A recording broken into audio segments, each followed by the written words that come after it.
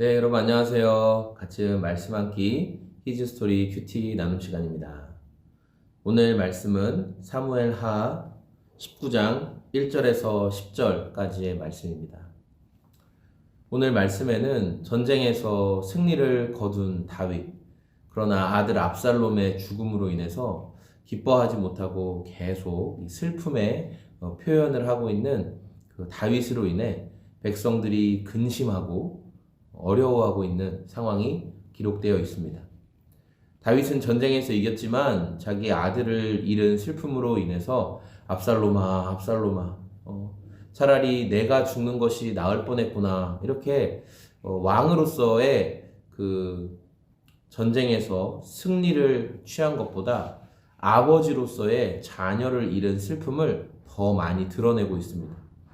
그래서 왕이 그렇게 슬퍼하고 애통해 하니까 백성들이 목숨을 걸고 싸워서 이겼음에도 불구하고 왕이 저렇게 슬퍼하니까 백성들이 자기들의 승리를 굉장히 수치스럽고 이제 부끄러운 것으로 생각하고 아무도 승리로 기뻐하고 환호하지 못하고 다 자기 처소에 들어가게 된 것이죠. 그래서 이 일을 어떤 사람이 요압 장군에게 말합니다. 그래서 요압 장군이 이 소식을 듣고 다윗을 찾아가서 이 직언을 하게 되는 것이죠.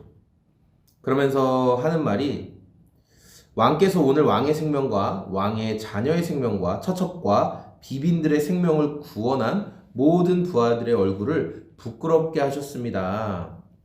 왕은 왕께서 미워하는 자를 사랑하시고 또 사랑하는 자들은 미워하시니 차라리 우리 지휘관들과 부하들이 다 죽고 압살롬이 살았으면 왕은 그것을 더 기뻐하셨을 것 같습니다. 굉장히 뼈아픈 말을 하게 되는 거죠. 그러면서 그 요압이 하는 말이 이제 일어나서 왕이 나가서 백성들 앞에 서서 승리를 한 백성들을 응원하고 격려하고 그렇게 하지 않으면 오늘 왕 곁에 머물 사람은 아무도 없을 겁니다. 이제 왕의 편에 아무도 서지 않을 겁니다. 당신은 지금 행동을 똑바로 하십시오. 이 말을 하는 거예요. 그러니까 다윗이 이제 이 말을 듣고 마음을 돌이켜서 이제 승리를 한 백성들을 응원하고 격려하는 자리로 나아가게 되죠. 저는 오늘 말씀을 묵상하면서 우리가 많이 들었던 그런 격언이 있잖아요.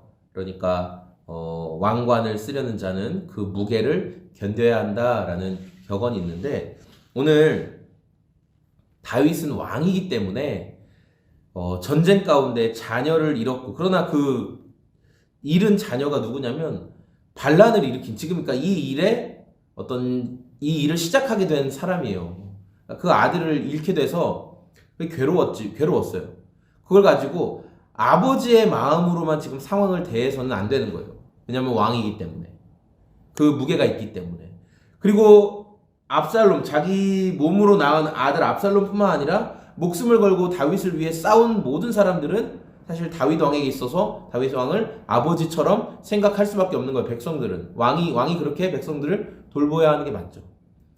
그렇기 때문에 왕의 행동으로 이렇게 나의 문제, 나의 어려움에만 집중해서는 안 된다는 것을 오늘 말씀을 통해 깨닫게 되면서 여러분 우리도 신앙생활 하다 보면 우리도 가볍게 살 수 없어요. 왜냐하면 우리는 그리스도의 영광을 위해 살아가려고 하는 사람들이니까 우리 삶을 통해서 예수님의 영광이 드러나기를 원하는 사람들이니까 우리는 가볍게 살아서는 안 되죠. 그러나 때로 그 가볍게 살아서는 안 된다는 것이 우리를 무겁게 할 때가 있어요.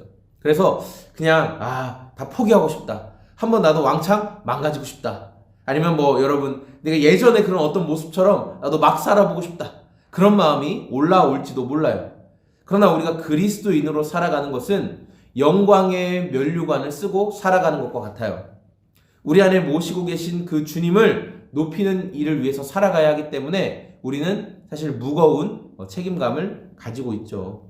그래서 여러분 오늘 우리가 짊어져야 할 책임들이 무엇인지 우리가 그리스도인이기 때문에 감내해야 되고 받아들여야 할 그 책임들이 무엇인지 오히려 우리가 책임을 회피하고 도망가는 것이 아니라 책임을 감당함으로 책임을 짊어짐으로 여전히 우리 주님께 영광을 돌릴 수 있는 저와 여러분의 삶이 다 되었으면 좋겠습니다.